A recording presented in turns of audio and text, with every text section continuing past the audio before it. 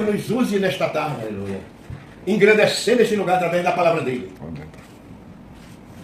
Vamos partilhar desta palavra que se encontra no livro de Daniel, capítulo 3. Daniel, capítulo 3. Isso, o versículo 1. Bom. Amém? Amém. Diz assim mesmo: o livramento e os companheiros de Daniel na fornalha de fogo. O rei Nabucodonosor fez uma imagem de ouro que tinha 60 covados de altura e 6 de largura. Levantou no campo de Dura, na província da Babilônia. Então o rei Nabucodonosor mandou ajuntar os satrapas, os profetas, os governadores e juízes e tesoureiros e os magistrados e os conselheiros e todos os oficiais da província para viesse a congregação da imagem do rei Nabucodonosor. Tinha levantado então, se ajuntaram os satrapas, profetas, governadores, os juízes, os tesoureiros, os magistrados e os conselheiros e todos os oficiais das províncias para consagrar a imagem que o rei Nabucodonosor tinha levantado e estava em pé diante da imagem que Nabucodonosor tinha levantado. Nisto, arrastou e pregava em alta voz, ordenando-se a vós outros e o povos e nações e homens de todas as linguagens, no momento em que ouvirdes o som de trombeta, de preparo, de harpa, de cintário e de saltérios, de gaita, de fôlego e de toda sorte de música, vós prostrais e adorais a imagem de ouro que o rei Nabucodonosor levantou. Qualquer que não se prostrar e não adorar, no mesmo momento será lançado na fornalha de fogo ardente. Portanto, quando todos os povos ouviram o som da trombeta, de preparo, de harpa, de citário, de saltério e toda sorte de música, prostraram os povos, nações e homens, e todas as línguas adoraram a imagem de ouro que o rei Nabucodonosor tinha levantado. E ora, mesmo instante, e chegaram alguns homens caldeus e causaram aos judeus. E disseram ao rei Nabucodonosor: rei vive eternamente, tu és rei.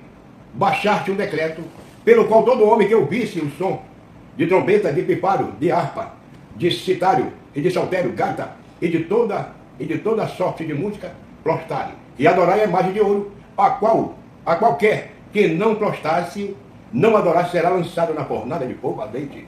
Há uns homens judeus que tu constituísse sobre os negócios da província da Babilônia, Sadraque, Mesaque e Abednego. Esses homens, rei, não fizeram caso de ti. A teus deuses não servem, nem adorar a imagem de ouro que levantaste. Então Nabucodonosor, irado, se furioso, mandou chamar Sadraque, Mesaque e Abednego e trouxeram este homem perante o rei. E falou Nabucodonosor, lhe disse: é verdade, Sadraque, Mesaque e Abednego, que vós não servem a meus deuses, nem adora a imagem de ouro que levantei. Agora, pois, estáis disposto, e quando ouvirte o som de trombeta, de preparo, de citário, de harpa, de saltério, de gaita e fôlego, prostrai-vos e adorai a imagem que fiz. Porém, se não adorarem, sereis no mesmo instante lançado na fornalha de fogo ardente. Quem é o Deus que vos poderá livrar da minha mão? Respondeu Sadraque, Mesaque e Abednego: rei Nabucodonosor, quanto isto não necessitamos de ti. Respondeu-se: o nosso Deus é quem servimos, que livra nós, ele nos livrará da fornalha de fogo ardente e das tuas mãos, rei. E não fica sabendo, rei, que não servimos a teu Deus, nem adoraremos imagem de ouro que levantaste. Então Nabucodonosor endureceu de fúria e transtornado de espectro do seu rosto contra Sadraque, Mesaque e Abednego, ordenou que acendesse a fornalha ardente 7 vezes mais que se costumava, e ordenou aos homens mais poderosos que estavam ao seu exército que atasse Sadraque, Mesaque e Abednego e lançasse na fornalha de fogo. Então estes homens foram atados com seus mantos, suas túnicas e chapéu e suas outras roupas foram lançados na fornalha sobre maneira essa, porque a palavra do rei urgente, e a fornalha estava sobre maneira acesa. Eu chama de fogo a chama de fogo matarão os homens que lançaste, cima para dentro, Sadraque, Mesaque e Abednego. Então 3 homens, Sadraque, Mesaque e Abednego, caíram atados dentro da fornalha, sobre maneira acesa. Então o rei Nabucodonosor espantou-se, levantou depressa e disse aos seus conselheiros: não lançamos nós 3 homens atados dentro da fornalha de fogo? Respondeu ao rei: é verdade, ó rei. Tomamos ele e disse: eu, porém, vejo 4º homem atado e andando, passeando dentro do fogo até aqui. Aleluia! Deus está falando, igreja do Senhor Jesus, sobre o 4º homem da fornalha que está neste lugar aqui. Ele está naquela causa, ele está na tua casa, ele está no meio da tua família. Quando aquele criador de imagem de escritura, de ídolo, abominável aos olhos de Deus, pensou que aqueles 4 adoradores de Deus iam se render a ele, iam se postar em imagem de escritura, ele se enganou verdadeiramente.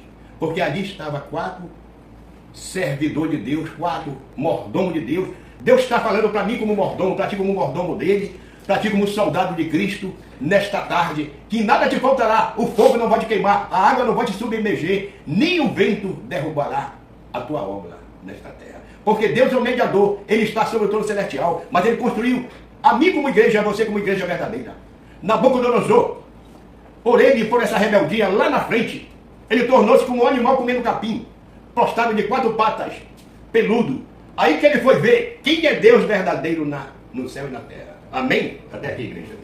Glória a Deus. Glória a Deus. Que Deus nos abençoe com toda a sorte de bênção, nos capacita. Deus, abre o céu nesta tarde, Senhor. Derrama sobre este lugar, sobre este comando, sobre os comandados, sobre a nossa sessão, sobre a nossa família. Visita agora, Senhor, com toda a sorte de bênção, Senhor. Que tu venha, Senhor, reformar aquilo que está em prática para realizar. Que tu venha, Senhor, sonhar o nosso sonho. Que tu venha fazer a nossa caminhada, Senhor. Que tu venha, Senhor, estar conosco, Senhor, no nosso deitar, no nosso levantar, Senhor. Recebe, Senhor, deste comando aqui da aeronáutica, Senhor, os comandantes, Senhor, deste lugar, ali do GAP, Pai Celestial. Seja com cada um que segue, Senhor, esse espaço para ti abrir a tua boca e falar, meu Pai Celestial. Seja com Brasília, seja com os projetos que tem ali, seja com esta nação, Senhor. Vai queimando todo mal, toda obra, Senhor, de maldição, toda obra de bruxaria, de feitiçaria, Senhor. A gente vê tanta calamidade, tanto mal sobre a face deste abismo, Pai. Senhor, mas tu és Deus. A nossa confiança é forte em ti, em nome de Jesus. Amém. Amém. Algum irmão quer complementar alguma coisa, está sendo tocado pelo Espírito Santo, quer complementar alguma coisa na palavra trazida aí, pela essa palavra de fidelidade, né? Essa palavra de, vamos dizer assim, de confiança, né? Tribulação, certeza da morte. Os jovens aí estão indo na certeza da morte, uma fornalha 7 vezes mais aquecida, não consigo nem imaginar o que é isso. Mas 7 vezes mais, se uma fornalha por si só. Quem se aproxima de uma fogueira, por exemplo, né? Quem se aproxima de uma fogueira, já sente ali um calor assim aterrorizador, para quem já aproximou-se assim de um fogo. Imagina de uma fornalha que é feita para derreter coisas que realmente, metais, que tem um grau de resistência muito maior. Algum irmão se sente tocado pelo Espírito para complementar alguma coisa mais que o irmão falou? Ou se dão por satisfeito pelo Espírito do Senhor pela passagem? Ele é bem claro, né? Às vezes a gente tem a tendência de acrescentar algo, mas na verdade a história por si só ela já mostra como que aconteceu e como que Deus agiu. Alguns falam que o 4º homem era Jesus, né? Outros dizem que ali Deus se apresentou, né? Mas a gente não tem assim nenhuma linha aí de pesquisa, mas é fato que eu acho que isso acontece nos dias de hoje também, assim, às vezes a sociedade tem a lei, os decretos, né? Que a gente tem que se submeter, tem que obedecer, e às vezes são leis que vão contra a lei de Deus, né? Então serve pra gente refletir também que nem sempre aquilo que vem do homem é vindo de Deus, e importa que no final a gente obedeça a Deus, né? Mesmo que a gente tenha que pagar com a própria vida, né? Correndo risco. Então acho que esses homens responderam à altura ali para o rei Nabucodonosor, porque quando ele fala que eles deveriam se dobrar, ele fala assim, a respeito desse assunto aí, a gente não vai nem falar nada. Né? Nem precisa de ti, né? Interessante que eles falam assim, ó, neste assunto aí a gente não precisa de ti. Ou seja, eles poderiam precisar das autoridades lá, que eram autoridades constituídas por milhares de outras coisas, mas nesta questão de adoração de fé, eu não preciso de ti. Né? Não preciso do sistema, e é importante aqui que o irmão Miranda trouxe pra gente, sobre essa questão lá no Novo Testamento mesmo, vai trazer, não me lembro se é Pedro, se é João, qual dos discípulos, quando ele fala que que justamente eles estão sendo questionados pelas autoridades, né? Diz assim, não, importa mais que eu obedeça a Deus ou obedeça a ti, né? Então, todas as vezes que, de fato, a gente se vê nessas situações, irmão Serafim, nessas situações em que a nossa fé, literalmente, como diz aquele louvor, toda vez que a minha fé é provada, tu me darás chances de crescer um pouco mais, né? Então, essa é a chance. Os guardas lançaram eles, caíram no mundo. E aí, essa é a chance. E o mais importante de tudo é como o irmão falou aqui. A questão é, você está pronto para morrer, para testemunhar a tua fé, que esse Senhor, né, que livrou esses jovens da fornalha, talvez ele não te livre. Talvez seja da vontade dele não te tirar exatamente da fornalha, né? Vamos dizer assim, fisicamente falando, a morte física. Porque espiritualmente, ele está, vamos dizer assim, literalmente você selado com ele. É o que ele quer. Diz, meu filho, está na tua hora, vem para mim, né? Mas será se nós, quando eu falo você, eu estou falando de nós, estamos realmente preparados ou prontos de dizer assim, Senhor, se a fornalha é essa, então chegou minha hora. Será se estamos prontos? Então a gente precisa sair daqui, nesse texto, meditando sobre isso. Se a nossa fé, se a nossa fidelidade cristã, se o nosso amor ao nosso Deus, ele está apto a demonstrar. Porque às vezes na nossa casa, e a gente sempre tem que trazer isso para a nossa casa, nós somos sacerdote do nosso lar e protetor do nosso lar, né? Somos os orientadores, os norteadores do caminho de fé da nossa esposa, dos nossos filhos. Né? O homem que não faz isso, ele está pecando contra si próprio, contra destruindo sua própria casa, que é dever dele. Então, ele, por vezes, na sua vida prática, ele vai ser testado pelo mundo, pelo sistema, a demonstrar o amor pelo filho ou pela esposa, colocando sua própria vida em risco. Olha só, nós estamos colocando nossa vida em risco, às vezes, pela esposa ou pelo filho, né? Quando a gente acha que eles foram, vamos dizer assim, sujeitos a alguma situação de perigo. Então, a gente se coloca ali. Aí a questão é, e pela palavra? E por Deus? Não que ele necessite disso, mas por uma manifestação de fé nossa. Nós estamos também aptos e prontos. E eu não estou dizendo, por exemplo, quando a gente olha aí esse mundo político aí, esse mundo meio maluco, que alguém faz alguma coisa, aí vem aquele bando de cristão meio maluco, tentando, se rebelando contra o que foi feito. Não, o mundo é perverso. O mundo é do maligno mesmo, e eles vão estar aí. O que a gente precisa caminhar no caminho contrário, não com rebeldia, não com levantar bandeiras malucas, não. A gente levanta a nossa bandeira, é por meio do nosso testemunho da fé, da nossa continuidade cristã, e todas as vezes que nós estivermos com ímpeto, a gente oferecer a ele a oportunidade de também se encontrar em Cristo Jesus.